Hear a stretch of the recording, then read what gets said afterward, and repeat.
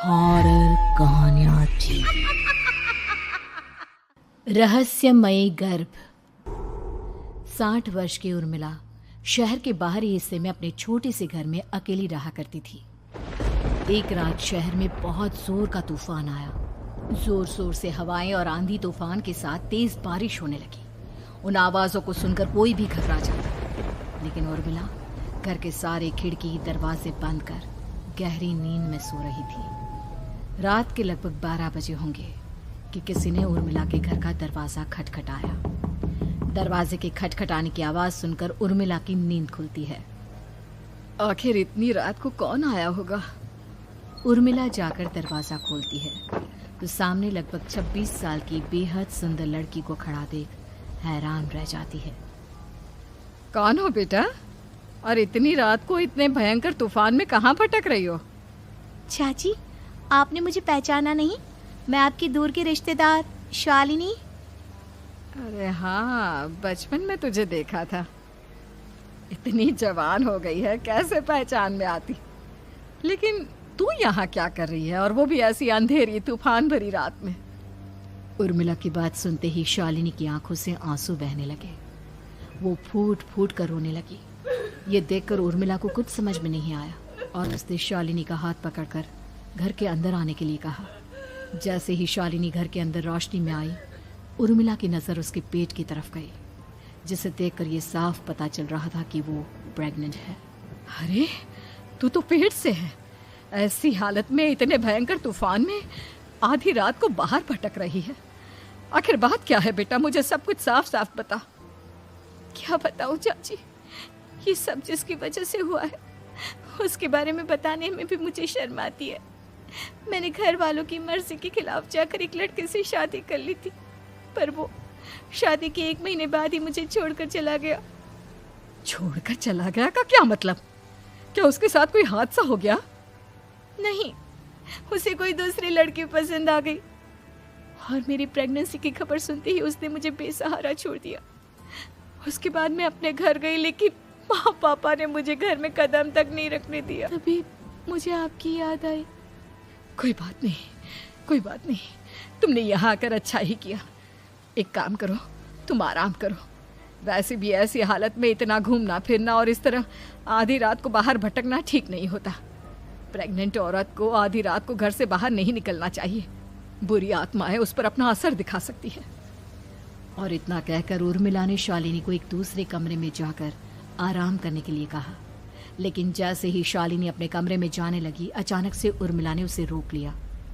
एक बात बताओ बेटा, तुम्हारा कौन सा महीना चल रहा है? पेट देखकर तो लगता है कि लगभग 6 महीने पूरे हो गए होंगे। उर्मिला की बात सुनकर शालिनी के होठों पर मुस्कुराहट आ गई। चाची जी, अभी सिर्फ 1 ही महीना हुआ है। शालिनी की बात सुन उर्मिला दंग रह गई। उसे समझ में नहीं आ रहा था कि प्रेगनेंसी के पहले ही महीने में शालिनी की हालत ऐसी क्यों थी। लेकिन फिर उसने बात को नजरअंदाज कर शालिनी को आराम करने के लिए कहा और खुद भी कमरे में जाकर सो गई। अभी कुछ ही घंटे बीते थे कि अचानक से एक बच्चे के बड़े ही अजीबोगरीब बेढंगे तरीके से रोने की आवाजें उर्मिला के घर में गूंजने लगी। उन आवाजों को सुनकर उर्मिला की नींद फिर से खुलती है। ये अचानक बच्चे के रोने की आवाज कहां से आने लगी? उसने उठकर चारों तरफ देखा, पर वहां उसे कोई नजर नहीं आया।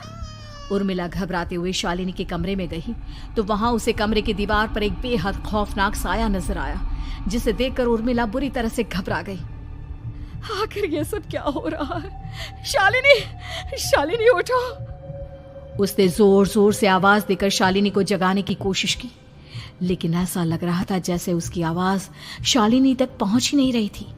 कमरे की दीवार पर एक बहुत बड़ा और बेहद डरावने दिखने वाले इंसान का साया और एक बच्चे के अजीबोगरीब ढंग से रोने और चीखने की आवाजें अब उर्मिला को ज्यादा डराने लगी थी।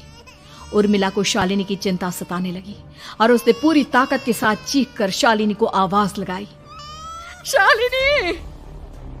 तभी अचानक सब कुछ एकदम पहले जैसा हो जाता है और उर्मिला की आवाज सुनकर शालिनी की नींद खुलती है। क्या हुआ चाची, आप इतनी तेज क्यों चिल्ला रही हैं? अब ठीक तो है ना? अभी अभी मैंने तुम्हारे कमरे में कुछ अजीब सा देखा। तुम ठीक हो ना शालिनी? मुझे यहाँ एक बच्चे के रोने की आवाज़ें आ रही थी। लगता है आपको मेरी कुछ ज़्यादा ही चिंता हो गई है। आपने मेरी प्रेगनेंसी के बारे में कुछ ज़्यादा ही सोच लिया होगा। मैं एकदम ठीक हूँ, आप आराम से सो जाइए।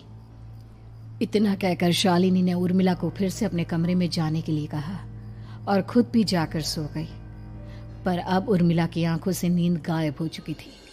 अगली सुबह जब शालिनी उठी तो वो सीधा उर्मिला के पास आई। गुड मॉर्निंग चाची। तभी अचानक उर्मिला की नज़र शालिनी के पेट पर पड़ती है, जिस पर नीले रंग से एक अजीब सी आकृति नजर आ रही थी। शालिनी, ये तुम्हारे पेट को क्या हुआ? मैंने इतनी औरतों को देखा है, ऐसा तो किसी के साथ नहीं होता। शालिनी ने जैसे ही अपने पेट की तरफ देखा तो उसे वहां कुछ भी नजर नहीं आया। चाची कुछ भी तो नहीं है, सब कुछ एकदम नॉर्मल है। आपको क्या अजीब लग रहा है? इससे पहले कि उर्मिला उसके सवाल का कोई जवाब देती, अचानक से शालिनी के पेट में जोर जोर से दर्द होने लगा। वो बुरी तरह दर्द से तड़पने लगी। चाची, चाची। ये सब देखकर उर्मिला बहुत घबरा गई। उसने धीरे धीरे शालिनी के पेट को सहलाना शुरू किया, लेकिन शालिनी का दर्द कम नहीं हुआ। उर्मिला जाकर रसोई से पानी का गिलास लेकर आई और शालिनी को पानी पिलाने की कोशिश करने लगी। ले बेटा, पानी पी ले, तुझे आराम मिलेगा। ले ले। नहीं चाची, मुझे बहुत तेज दर्द हो रहा है। अरे थोड़ा पी ले बेटा। जैसे ही उर्मिला ने शालिनी को पानी पिलाया, उसने देखा कि गिलास में बचा पानी का रंग नीला पड़ गया और शालिनी की आंखें अजीब हो गई। उसके पेट पर बच्चे का एक डरावना चेहरा नजर आने लगा। ये सब देखकर उर्मिला की डर से हालत खराब होने लगी, पर तभी शालिनी का दर्द ठीक हो गया। बेटी, अभी तुम्हारा दर्द ठीक है तो